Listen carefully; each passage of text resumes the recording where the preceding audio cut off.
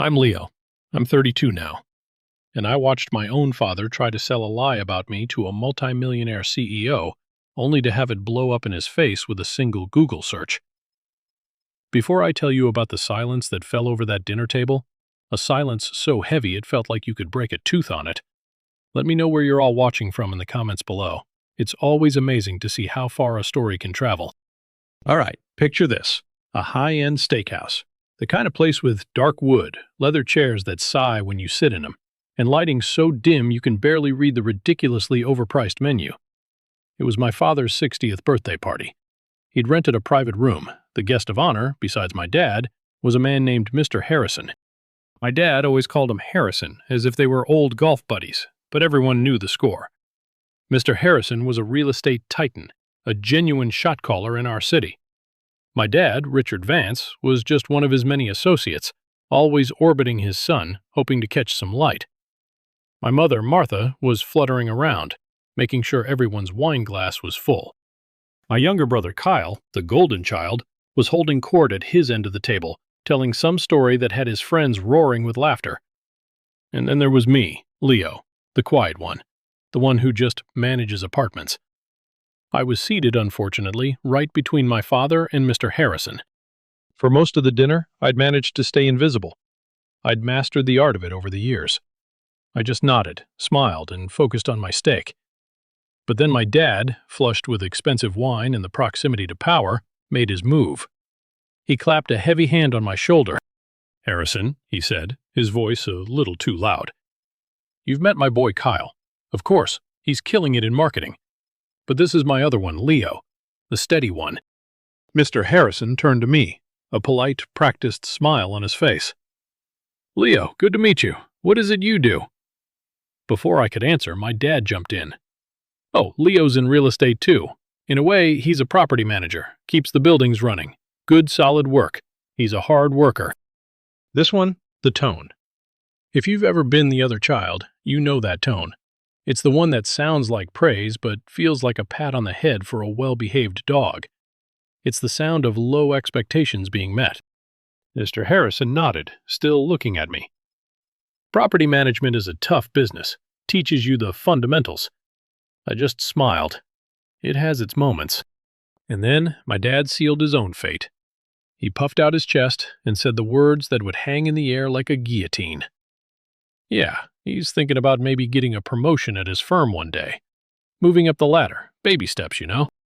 Mr. Harrison held my gaze for a second longer. A flicker of something, curiosity maybe, passed through his eyes. He pulled out his phone. It was a subtle, almost dismissive gesture. He murmured, "Vance? What was the name again?" "Leo," my dad supplied eagerly. "Leo Vance." And as my father beamed, oblivious Mr. Harrison, the CEO, with his quiet, understated power, typed my name into the search bar. I watched the screen's light reflect in his glasses. I saw his thumb scroll once, then twice. Then he stopped. His eyebrows lifted just a fraction. His polite smile vanished, replaced by a look of genuine, unadulterated surprise. He looked up from his phone, not at my father, but directly at me. The whole table seemed to fall silent. To understand that silence, to really feel the weight of it, we have to go back 3 years. We have to go back to a Sunday dinner that changed my life forever. 3 years earlier, the setting wasn't a fancy steakhouse. It was my parents' familiar dining room, the one that hadn't changed since I was a kid. Same heavy oak table, same slightly faded floral wallpaper, same smell of pot roast and quiet disappointment. It was a standard Sunday dinner. My mom, Martha, was fussing over the gravy, my dad, Richard, was carving the roast with surgical precision, and my brother Kyle was glowing. He always seemed to glow, as if he had his own personal lighting crew following him around. At 24, he was 2 years younger than me, but he already had the confidence of a man who'd never known a single day of doubt. Mostly because he hadn't. My parents had made sure of that. We were halfway through the meal when my dad cleared his throat, a signal that an announcement was coming. He and my mom exchanged a look, a little secretive smile that I knew always excluded me. "Well, son," my dad began, beaming at Kyle, "your mother and I have been talking. You've been working hard. I almost choked on my mashed potatoes. Kyle had been working hard at his new marketing job for all of 6 months after being let go from his previous 2 jobs for what he called creative differences and what his bosses called not showing up. And we know you've been looking at houses, my dad continued, so we decided we want to help you get started on the right foot. My mom reached over and handed Kyle a crisp blue envelope. Kyle opened it, and his eyes went wide. He pulled out a check. Even from across the table, I could see the zeros. $10,000. Kyle breathed, a dramatic catch in his voice. You guys, you didn't have to do this. Of course we did, my mom cooed. We want to see you settled, a homeowner. It's a big step. This will really help with the down payment, Dad said, puffing out his chest. It's what families do. We support each other's ambitions. They all looked so happy. Perfect little family portrait. My dad, the proud patriarch, my mom, the nurturing matriarch, and Kyle, the golden son, receiving his inheritance, his birthright, a little early. I felt a familiar knot tighten in my stomach. I tried to just stay quiet to finish my meal and disappear, but then a stupid, hopeful part of me spoke up. Wow, that's great, Kyle. Congratulations. I forced a smile. Actually, I've been thinking about buying a place myself, too. The silence that followed was different from the one at the steakhouse. This one was heavy and awkward. My dad was the first to break it. He laughed. It wasn't a kind laugh, it was a short, sharp, dismissive bark. Come on, Leo, he said, wiping his mouth with a napkin. Let's be realistic. That's a bit over your head, don't you think? Why? I asked, my voice quieter than I wanted it to be. Well, for one, the money, he said, gesturing vaguely with his fork. You manage apartments, you don't own them. It's a different league. Your salary, it's fine for what it is, but a mortgage is a serious commitment. My mom jumped in with her signature brand of gentle condescension. We just want what's best for you, sweetie. Maybe you could try renting a nicer apartment first. Something with a balcony. Baby steps. Baby steps. I was 26 years old. I had a degree. I had a full-time job with responsibilities. I managed a 200-unit building dealing with budgets, contractors, and tenants' problems at 3 a.m. But in their eyes, I was still a child who needed to take baby steps. I've been saving, I said, the words tasting like ash in my mouth. I have a plan. My dad just shook his head, a pitying look on his face. A plan is one thing, Leo. The real world is another. Don't get your hopes up just to be disappointed. He then turned back to Kyle. The real conversation. So, this house you're looking at in the suburbs, does it have a 2-car garage? And just like that, I was invisible again. I sat there finishing my pot roast, the knot in my stomach now a solid block of ice. They weren't trying to be cruel, that was the worst part.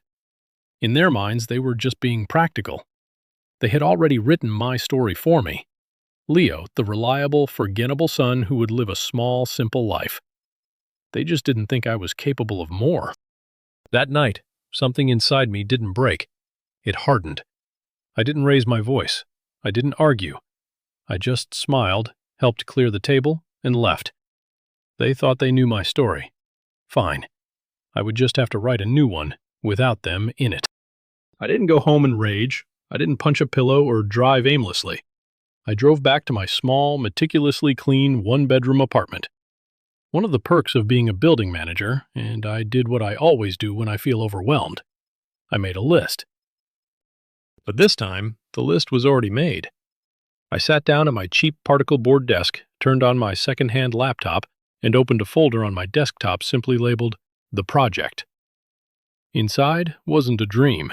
It was a battle plan. For the past 6 months, while my family thought I was just doing my 9-to-5 job, I was living a double life.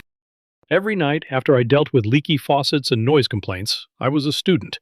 I devoured every book on real estate investing I could find. I'd taken online courses on property valuation, financing, and landlord-tenant law. I had spreadsheets that would make a CPA weep. I opened one now titled Finances. There it was, in stark black and white. 3 years of living like a monk. No fancy vacations, no new car, no expensive dinners. My salary wasn't huge, but my rent was free and I was disciplined. I packed my lunch every single day. I learned to cut my own hair from YouTube videos. It all added up. Total savings? $22,481.37. It wasn't a fortune, but it was mine. Every penny earned, every penny saved. It was the physical proof that my father was wrong. I didn't just have a plan. I had capital. I clicked to another file, a list of properties I'd been watching on the MLS. I wasn't looking at the shiny new houses in the suburbs that Kyle was considering. I was looking at the ugly ducklings, the ones that scared other people away. Foreclosures, estate sales, handyman specials. And there it was, the one I kept coming back to. A duplex in a working-class neighborhood on the edge of town. It was ugly, with faded yellow siding and an overgrown yard. But I had run the numbers a dozen times. Asking price, $89,000. A 20% down payment would be $17,800. I had that with closing costs. I'd be stretched, but I could do it. I pulled up my mortgage calculation spreadsheet. At a 6.5% interest rate over 30 years, the mortgage principal, interest, taxes, and insurance would be around $550 a month. Then I opened the third piece of the puzzle: rental comps. The apartments in the duplex were 2-bedroom, 1-bath units. Similar units in the area were renting for $700 a month each. That was $1,400 a month in potential income. $1,400 minus the $550 mortgage left $850 a month.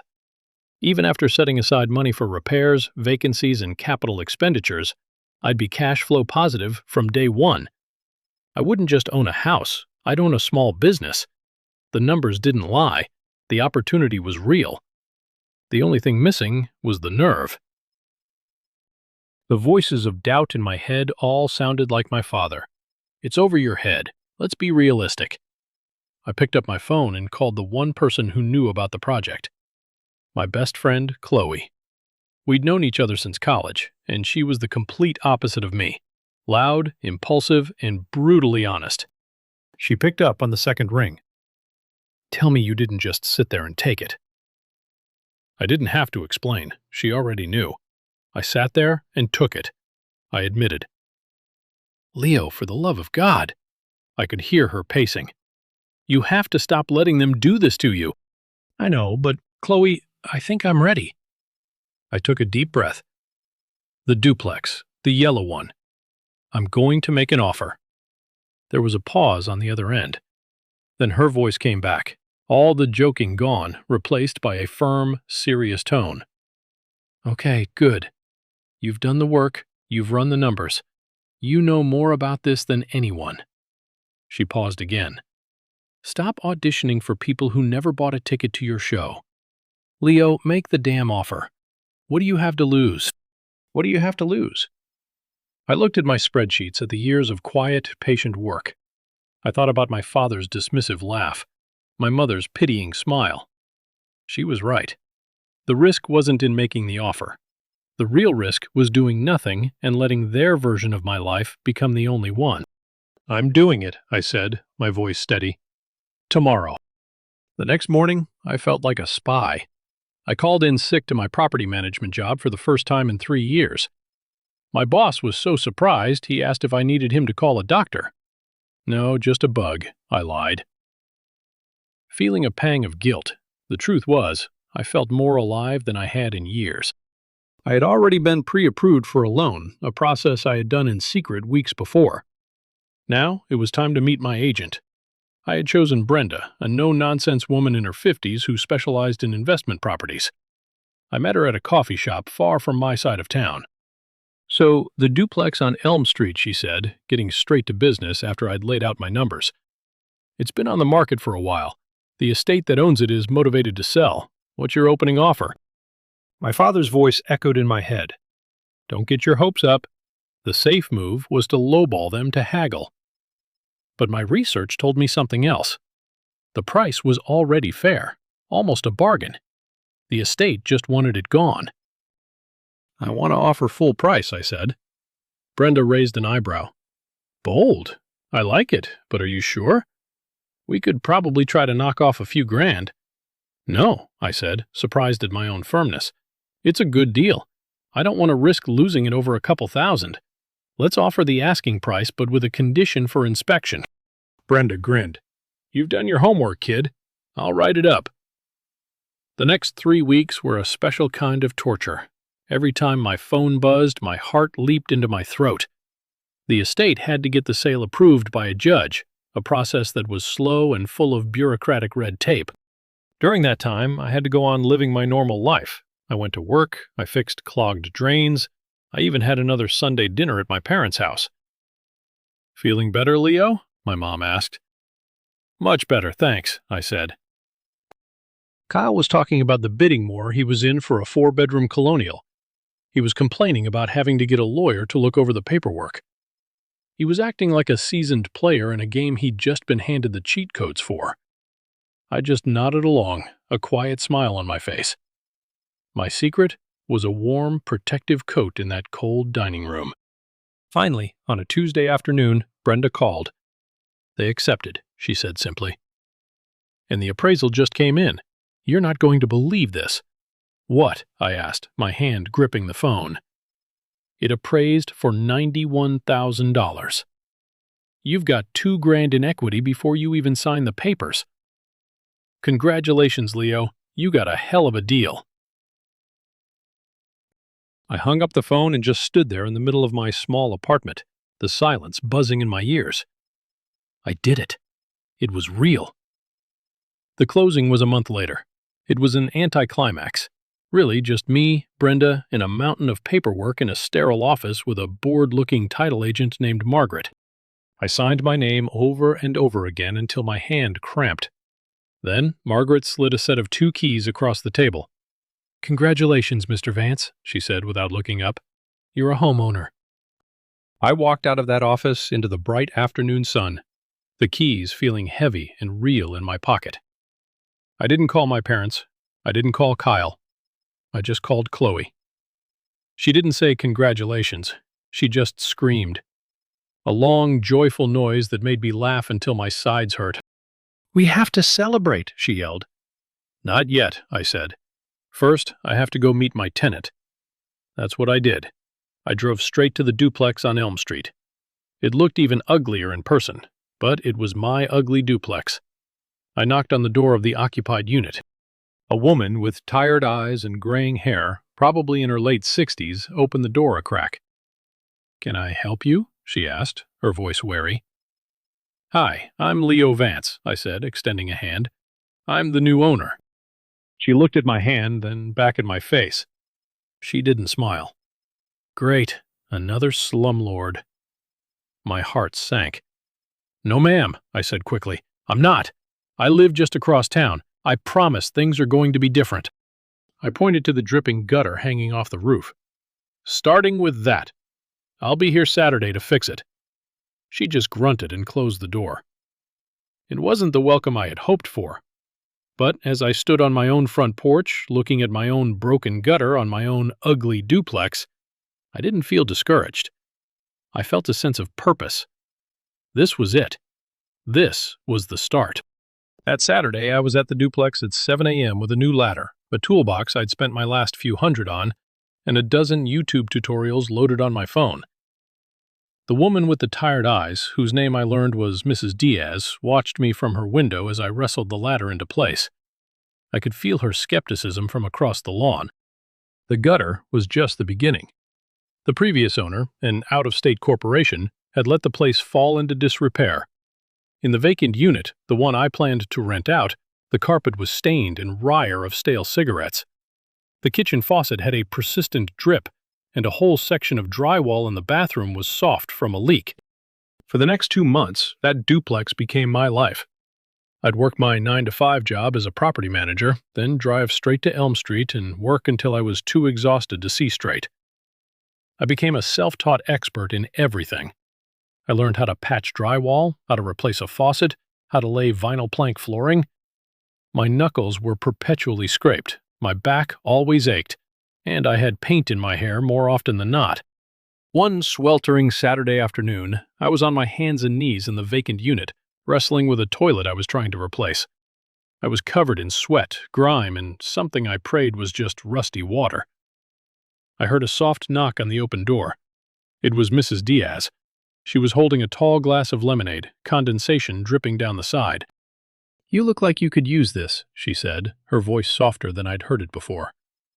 I sat back on my heels, wiping my forehead with the back of a dirty hand. "Thank you, Mrs. Diaz. You're a lifesaver." She watched me for a moment, taking in the chaos of my amateur renovation. The last guy, she said, the one from the company, he'd just send some kid over who would slap some paint on the water stains and call it fixed, never fixed the actual leak.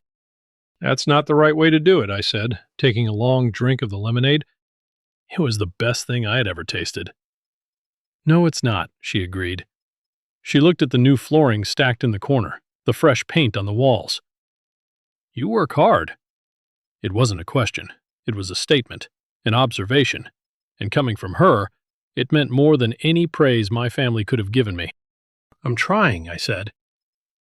From that day on, things changed. Mrs. Diaz started leaving a cold drink for me on the porch when she saw my car. She'd offered me a plate of the tamales she was making. She told me her name was Maria. She told me about her grandkids, and she started telling her friends about the nice young man who had bought the building. By the time I was ready to rent the second unit, I didn't even need to post an ad. Maria's friend, a quiet man named Frank who worked at the nearby auto plant, was waiting to move in. I was officially a landlord. A real one.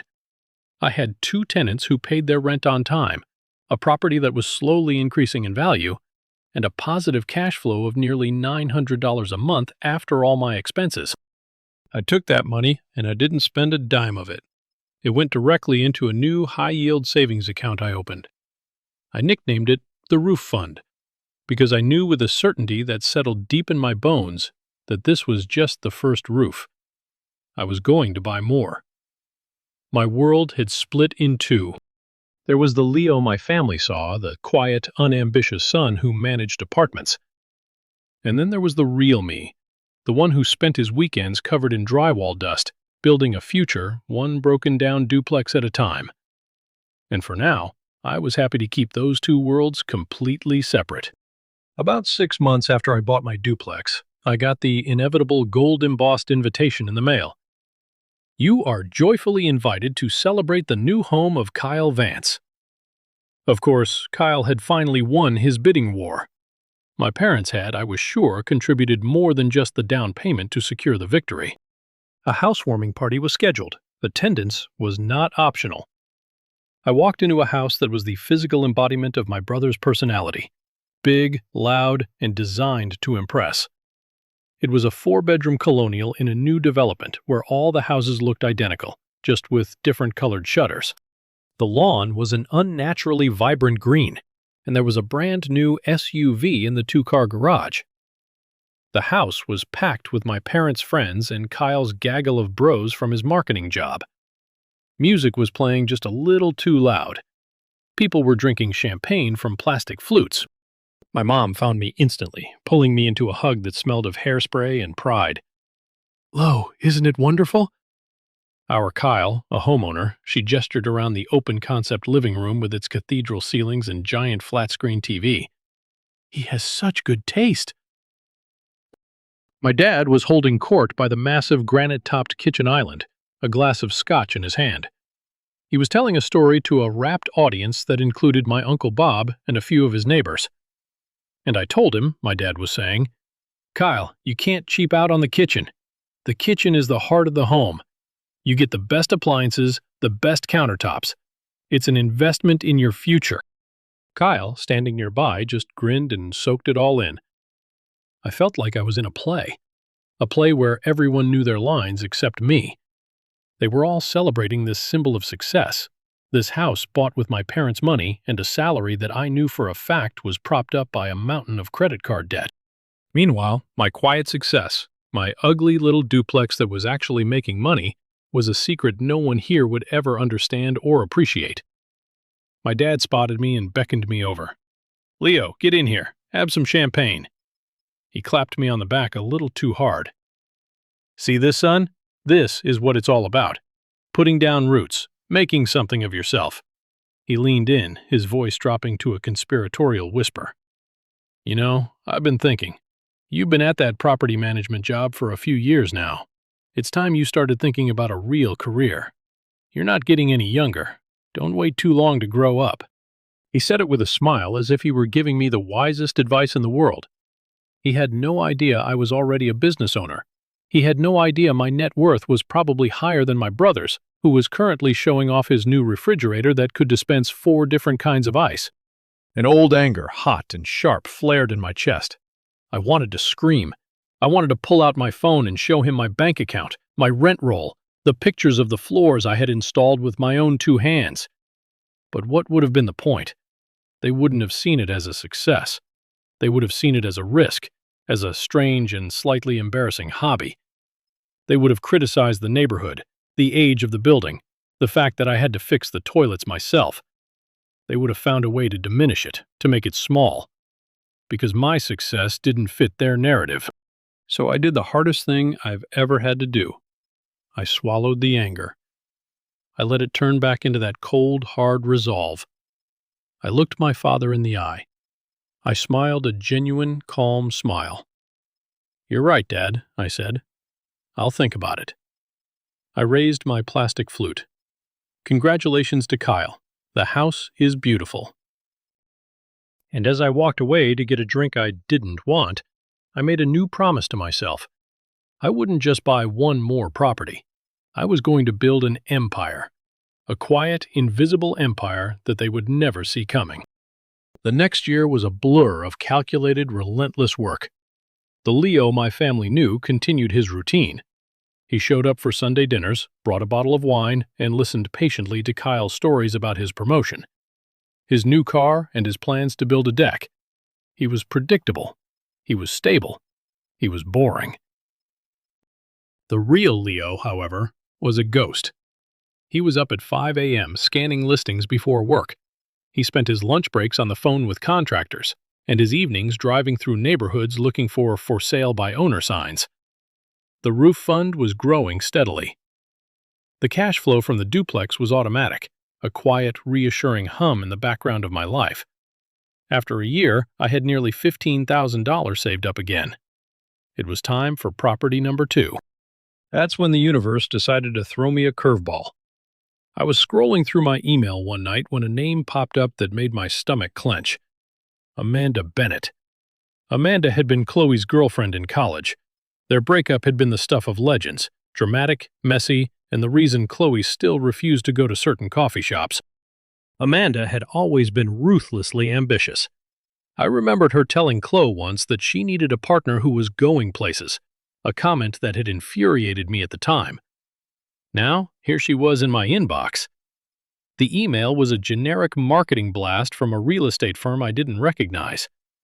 Amanda was an agent. Now, apparently, the subject line read, "Hot investment opportunities for savvy buyers."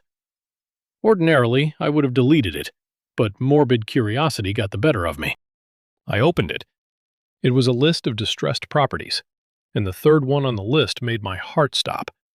It was another duplex, smaller this time on a street called Maple Avenue. It was a bank-owned foreclosure. The price was almost comically low, $72,000. The pictures were terrible, the lawn was a jungle, and there was a board over one of the windows.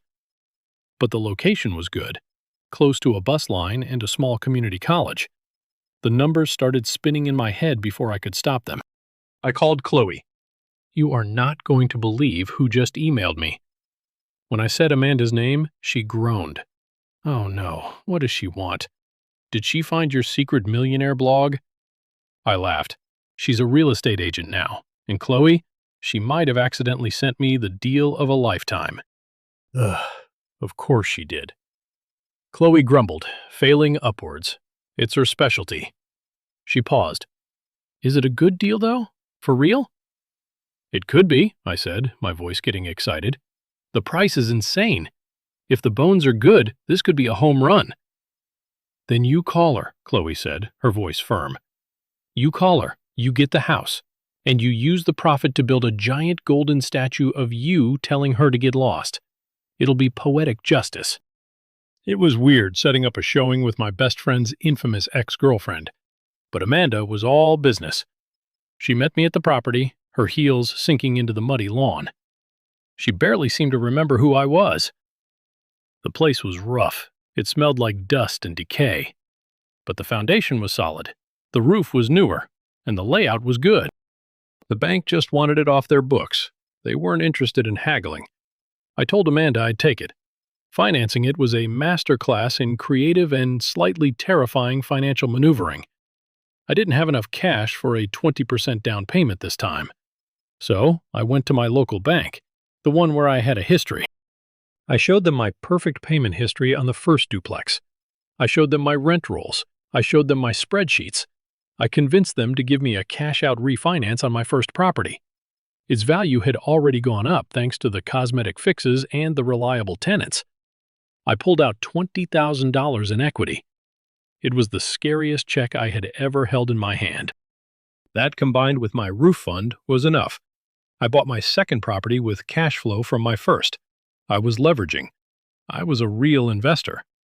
The work started all over again. More dust, more paint, more scraped knuckles. But this time it was different. I was faster, more confident. I knew what I was doing. 6 weeks later, both units were rented to students from the community college. My monthly positive cash flow tripled. The empire was growing, and still nobody knew. With 2 properties humming along, a dangerous feeling started to creep in. Confidence. I was getting good at this. I had a system. I had a formula. And that's when I made my first big mistake. I got comfortable. I started to trust someone. His name was Derek. He was a guy from one of the online real estate seminars I'd taken. We were in a private group chat for alumni of the course, and he was always the most vocal, the most enthusiastic. He lived in the same city, and we met for coffee a couple of times. He was sharp, and he seemed hungry, just like me. He told me he was struggling to find his first deal, and I felt a pang of sympathy. I had been there. It's all about finding the off-market stuff. I told him one afternoon, feeling expansive and a little bit like a mentor. The real deals aren't on the MLS. You have to build a network. How? He asked, leaning forward eagerly. I feel like I'm just spinning my wheels. I hesitated. I had spent months cultivating a relationship with Brenda, my agent. I had also made connections with a few local contractors, a friendly loan officer, even a bird dog, an old retired guy who would drive around looking for distressed properties for a small finder fee. This was my secret sauce. But Derek seemed so genuine. You have to talk to people, I said. And then I did something stupid. I gave him a specific tip. Look, there's a rumor that an old apartment building near the University Trail is going to be sold. The owner is getting old, wants to retire. It's a 4-unit building, a quad, could be a cash cow, but it needs a ton of work. The owner's name is Mr. Gable. I was thinking about the property for myself, but it was a bigger project than I had ever tackled. It would require a commercial loan and a serious renovation budget. It was my next-level target. Sharing it felt low risk. It was just a rumor. Derek's eyes lit up. Wow, man, thanks. That's a huge tip. We finished our coffee, and I left feeling good. I had helped someone. I was paying it forward. A week later, I called Brenda. Hey, have you heard anything more about that Gable property on the trail? There was a pause. The quad. Oh, honey, that ship has sailed. What do you mean? My stomach went cold. Some young go-getter swooped in last week, she said. Went straight to old man Gable. Made him an all-cash offer, sight unseen. Word is he's working for Mark Peterson. Mark Peterson. The name hit me like a punch to the gut. Mark was a well-known local investor, but not in a good way. He was a shark, a flipper who bought properties, did the cheapest possible cosmetic fixes, and then jacked up the rents, pushing out long-time residents. He was everything I didn't want to be. I had even competed with him and lost on a property a few months back. He was my direct competitor, my rival. The kid who made the offer, Brenda continued. My source says his name was Derek something. The world went quiet. I felt the blood drain from my face. He hadn't been struggling. He had been playing me. He wasn't looking for his first deal. He was a scout for the enemy. I had gift-wrapped my next big move and handed it to my biggest competitor. I felt naive. I felt stupid. I felt angry. The old Leo would have retreated, licked his wounds, and choked it up to a painful lesson. But this was the new Leo, the Leo who had rebuilt 2 duplexes with his own hands. I hung up the phone with Brenda and sat in silence for 10 minutes. I didn't panic. I strategized. Derek and Mark had the inside track, but they didn't have the deal yet. It was just an offer. I thought about Mr. Gable, an old man who wanted to retire. What would an old man want more than just cash? He'd want a clean break. He'd want to know his legacy, the building he'd owned for 40 years, was in good hands. I did something Mark Peterson would never do. I did my homework. I found out Mr. Gable's wife had passed away a few years ago. I found out he had a dog, a scruffy terrier named Gus. I found out he ate breakfast at the same diner every single morning. The next day, I didn't call him. I didn't send a lawyer. I went to the diner. I sat at the counter and ordered coffee. I waited. When Mr. Gable walked in, I walked up to him. Mr. Gable, I said, my name is Leo Vance. I'm a local property owner. I know you're a busy man, but I would be honored if you'd let me buy you breakfast. And I'd love to tell you why I think I'm the right person to buy your building. He looked at me surprised, and then he nodded. We sat in a booth for 2 hours. I didn't just talk numbers. I talked about my philosophy. I told him about Mrs. Diaz and Frank. I told him I did the repairs myself. I told him I wanted to fix up the building, not just flip it. I wanted to create good homes for people. That afternoon, I had my lawyer draft an offer. It wasn't all cash, but it was higher than Mark's offer, and it included a clause allowing Mr. Gable to stay in his own apartment rent-ray for a year while he figured out his next move. 2 days later, Mr. Gable called me himself. The deal is yours, son. He said the other guy, his lawyer, was a real shark. I didn't like him. I like you. I had won. I had been betrayed. I had been outmaneuvered. And I had fought back, not with money, but with integrity. It was a victory that tasted sweeter than any of the others. And it taught me the most valuable lesson of all. In the world of real estate, you're either the shark or you're the one who knows how to swim with them without getting bitten. The next family gathering was Thanksgiving, a few months after I had closed on the quad. The renovations were already underway, a massive project that was eating up all my time and money. I was stressed, exhausted, but also exhilarated. I now owned a total of 8 units. My part-time hobby was quickly turning into a full-time obsession. My dad had, as usual, invited some of his business contacts. This time, it was the big one, Mr. Harrison, the CEO. He was there with his wife, and his presence cast a formal, slightly tense energy over the usual family chaos.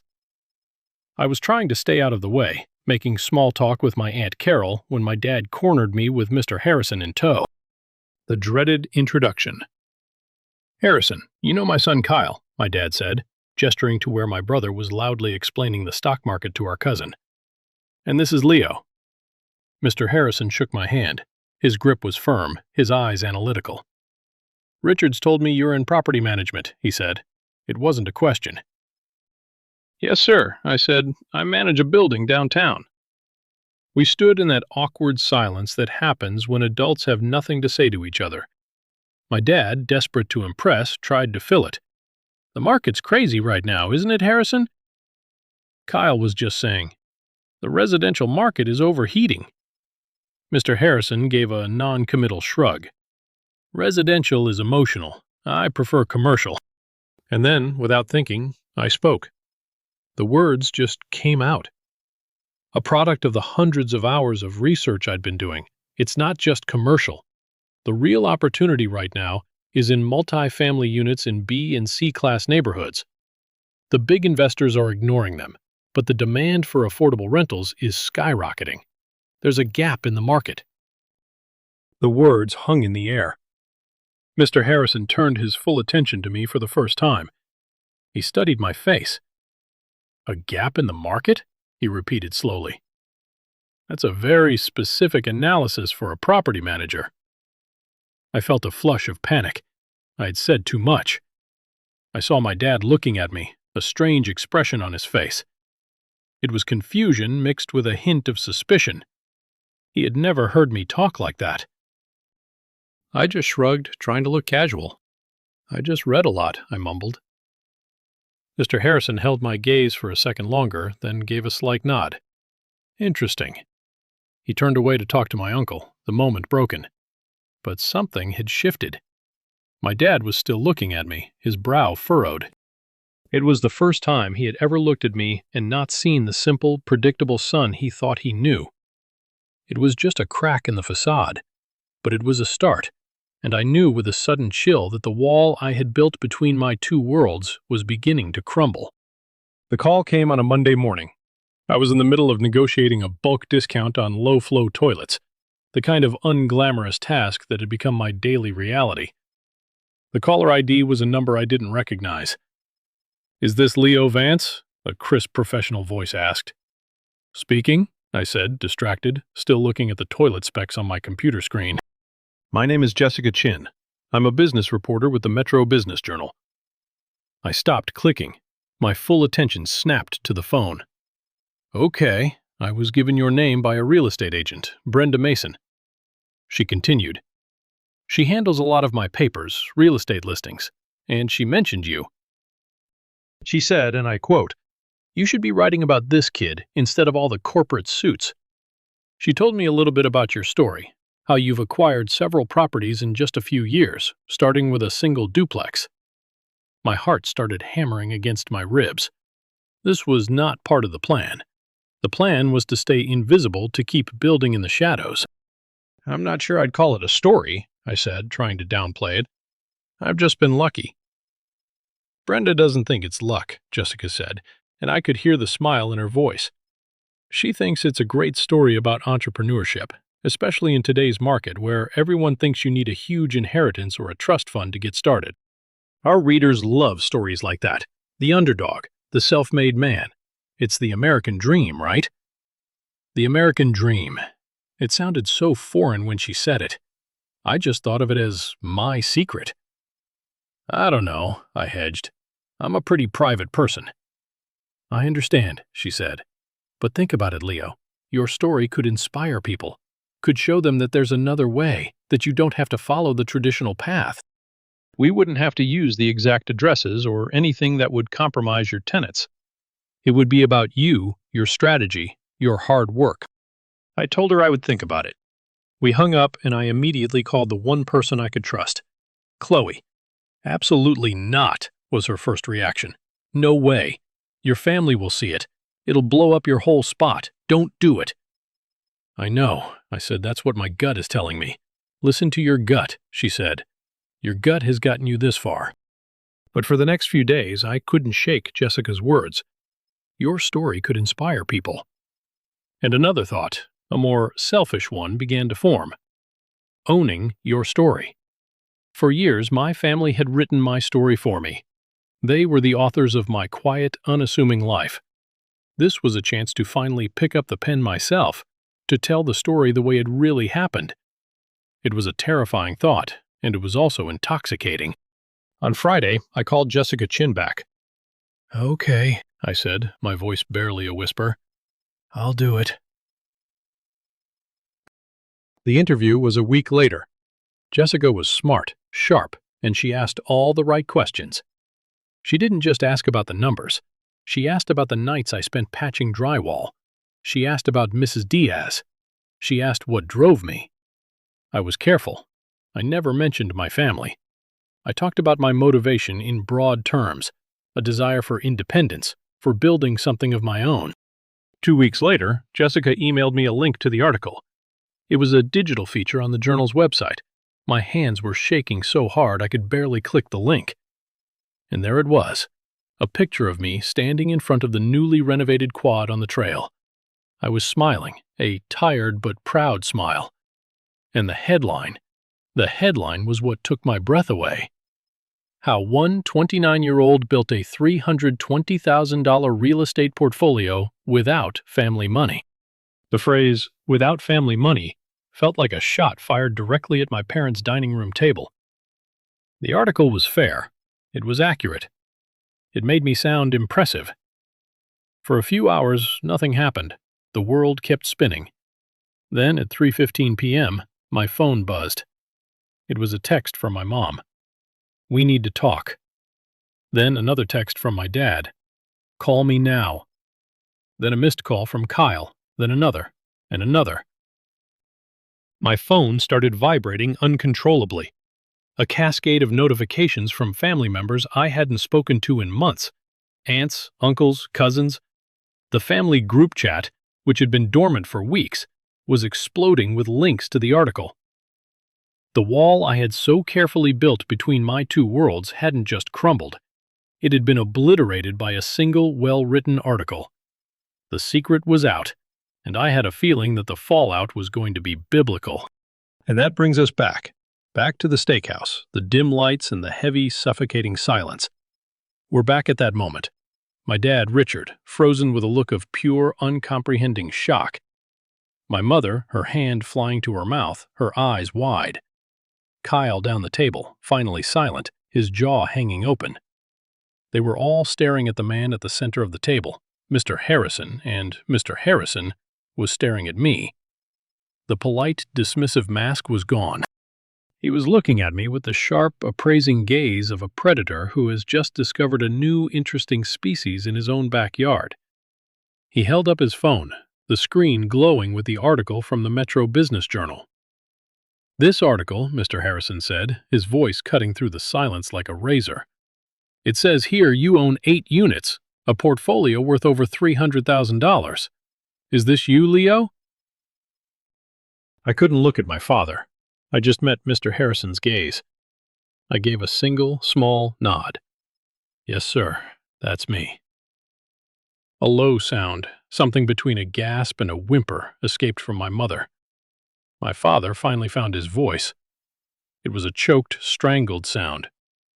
"Harrison! There must be some mistake. Some other Leo Vance." "My son, he manages apartments." Mr. Harrison didn't even look at him. He was still focused on me. "The article says you started with a single duplex bought with your own savings. Talks about your strategy focusing on multi-family units in overlooked neighborhoods. Leveraging your assets to grow smart. It's damn smart." He put his phone down on the table with a soft thud. He leaned forward. The rest of the world, the rest of the table, faded away. It was just the two of us. "Richard," Mr. Harrison said, finally turning to my stunned father, "you told me your son manages apartments. This young man doesn't just manage them, he owns them. He's not an employee, Richard. He's an investor.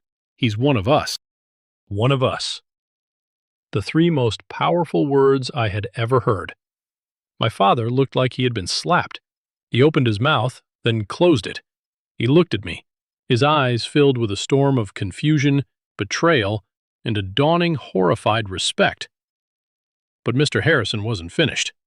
This wasn't just a correction. It was a coronation. "Leo," he said, his voice now booming with energy, "my company is breaking ground on a new mixed-use development project next year. We're including a block of residential multifamily units specifically for long-term rentals. It's a new area for us. I need a partner on the residential side. Someone who understands that market from the ground up. Someone hungry who knows how to find value where others don't. I think we need to have a conversation." He extended his hand across the table. The entire room seemed to be holding its breath. This wasn't just a compliment. It wasn't just validation. It was an offer. Career-making, life-changing offer. It was a promotion, not from my boss, but from the king of the entire industry in our city. My hand felt numb as I reached out and shook his. His grip was like steel. "I'd like that very much, Mr. Harrison," I said, my voice. He smiled, a real genuine smile this time. "Good. My office will call you tomorrow." He then sat back, picked up his wine glass, and took a sip, as if he hadn't just detonated a nuclear bomb in the middle of our family dinner. The conversation at the table did not resume. Couldn't. The world had been irrevocably altered. I finally risked a glance at my family. My mother was openly crying, silent tears streaming down her face. Kay looked pale, like he was going to be sick. And my father? He was just staring at me. The condescension was gone. The pity was gone. The arrogant pride was gone. All that was left was a raw, bewildered look that said, "Clear as day, who are you?" It was a good question, and for the first time in my life, I knew the answer. This is the moment that changed everything. The moment I finally took back control of my own story. Thank you for sticking with me this far. You guys are amazing. If you're here, do me a favor and hit that like button, and comment the number 1 down below, just so I know you've been on this journey with me. It helps more people find this story, and it honestly lets me know that what I went through means something to someone else. Your support is the biggest reason I can keep sharing the rest of this journey. The drive home from the steakhouse was silent. My parents had insisted I ride with them. I think they were afraid I would vanish into the night, a newly discovered mythical creature they had only just glimpsed. We sat in my father's oversized sedan, the smell of leather and my mother's perfume filling the space where words should have been. We walked into their house, the same house where my ambition had been so casually dismissed years ago. We stood awkwardly in the living room. My dad paced. My mom wrung her hands. Finally, my dad stopped and faced me. "Why?" he asked, his voice raw. "Why didn't you tell us?" The question was so simple, and the answer was so complex. I took a deep breath. The old Leo would have mumbled an apology, tried to smooth things over. But the old Leo was gone. He had died in that restaurant tonight. "Why would I have told you?" I asked, my voice even in calm. It wasn't an accusation. It was a genuine question. My father flinched. "Because we're your family." "Exactly," I said. "When Kyle wanted to buy a house, you wrote him a check. When I said I wanted to buy a house, you laughed. You told me to be realistic. You told me to take baby steps. You told me not to get my hopes up. I wasn't shouting." My voice was quiet, but each word landed with the weight of years of resentment. "We didn't know." My mother started, her voice trembling. "We didn't know you were so serious. We thought it was just a dream. Why was it a dream for me, but a plan for Kyle?" I asked, looking directly at her. He'd been fired from 2 jobs. He had no savings. You didn't see that as a risk. But my dream, my plan, based on my own money that I had saved. That was unrealistic. She had no answer. She just looked down at her hands. Kyle, who had followed us from the restaurant in his own car, was standing in the doorway, looking smaller than I had ever seen him.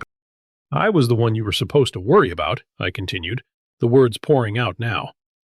"The steady one, the one who would get a safe job and never make any waves.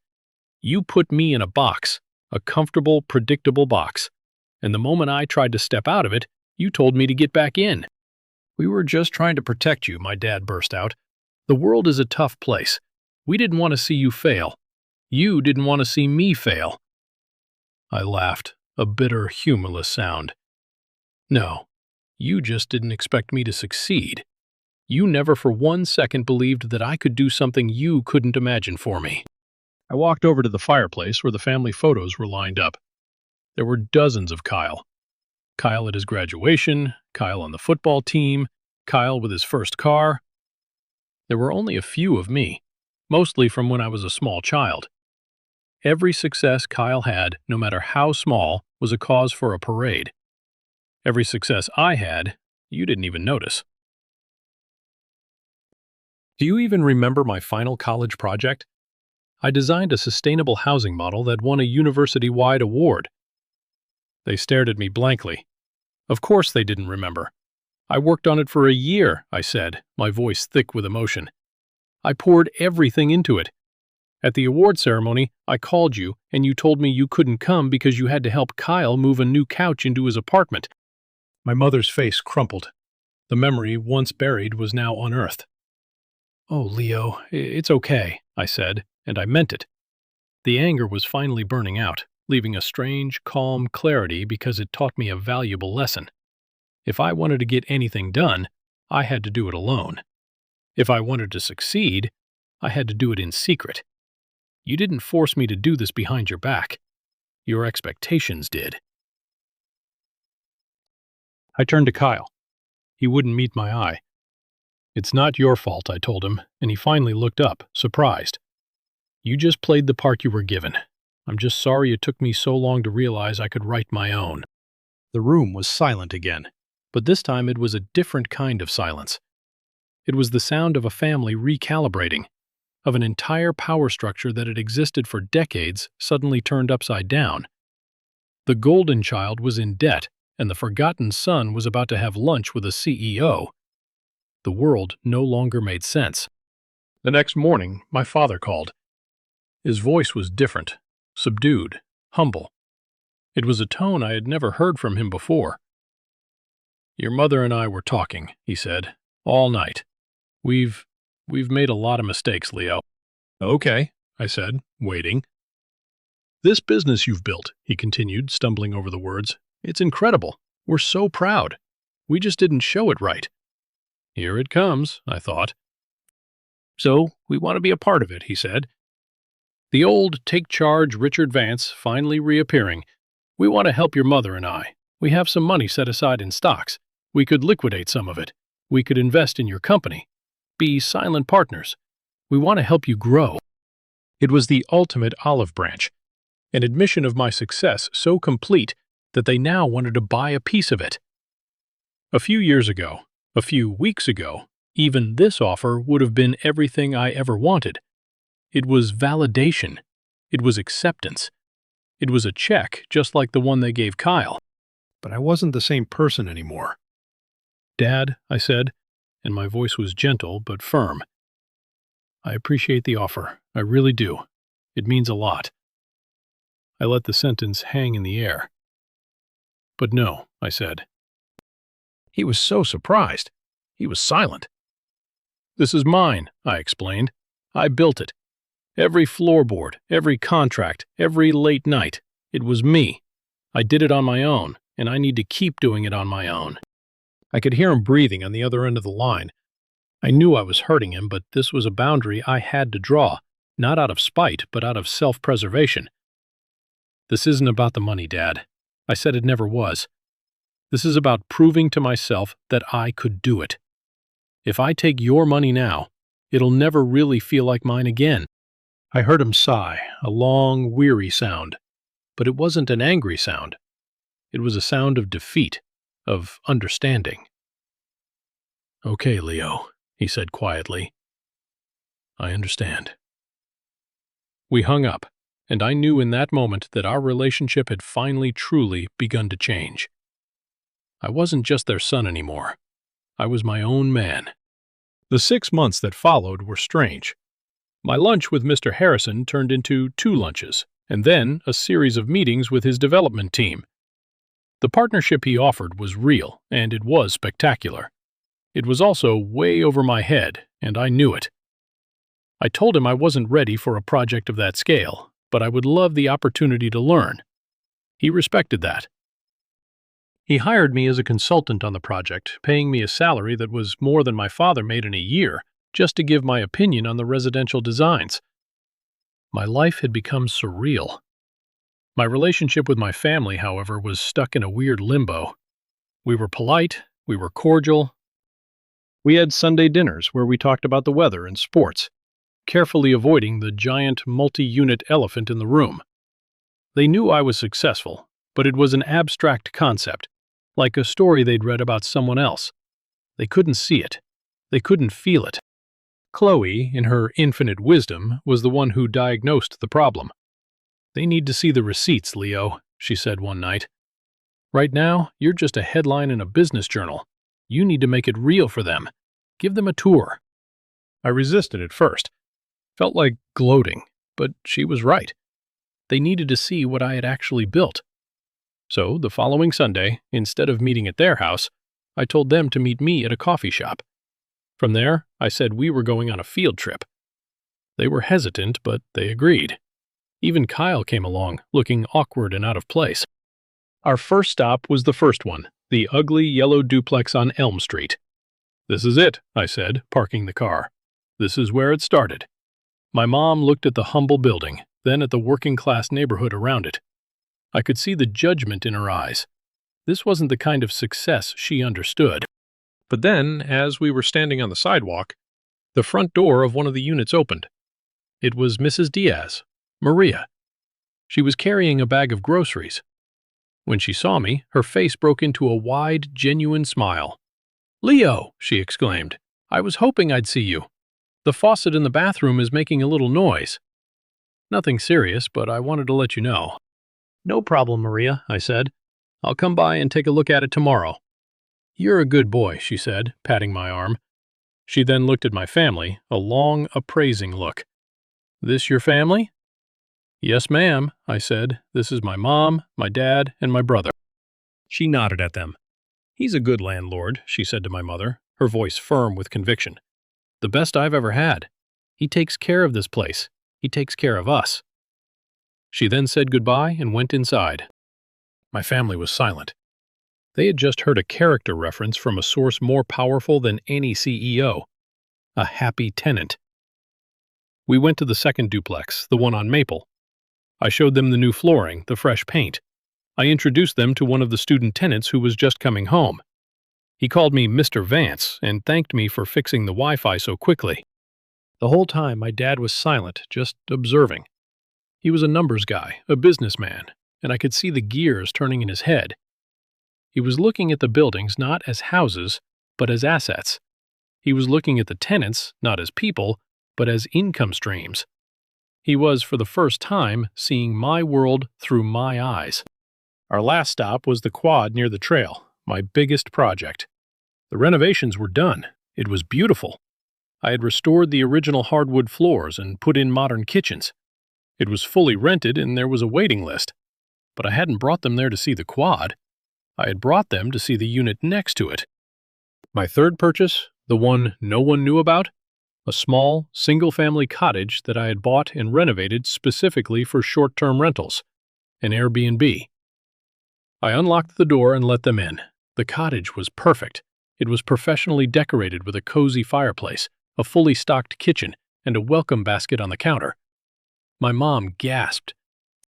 My dad walked around, touching the countertops, looking at the quality of the workmanship. It was Kyle who finally said it. He was standing in the middle of the living room, looking around in awe. "It's beautiful," he whispered. He looked at me, his eyes full of a new, startling respect. "It doesn't look like a rental. It looks like a home." And then I saw a tear roll down my father's cheek. He turned to me, his voice thick with an emotion I had never heard from him before.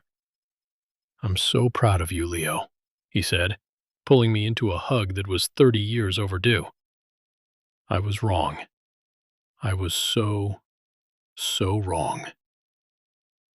Standing there in my own property, surrounded by my shocked and humbled family, I finally felt the one thing I had been chasing all along. Peace. The tour changed everything. The abstract concept of my success was now a tangible reality they had walked through and touched. The dynamic in our family was permanently altered. The condescension was gone, replaced by a tentative, almost reverent respect. They started asking for my opinion on things. My dad even called me for advice on his own retirement investments, a reversal of roles so stunning it was almost comical. I was busy. My partnership with Mr. Harrison's company was taking up more and more of my time. My own portfolio was running smoothly. I used the profits from the Airbnb and the consulting gig to buy my fifth property, another small apartment building. My monthly income now far surpassed what I ever could have made in a traditional career. I had finally quit my property management job.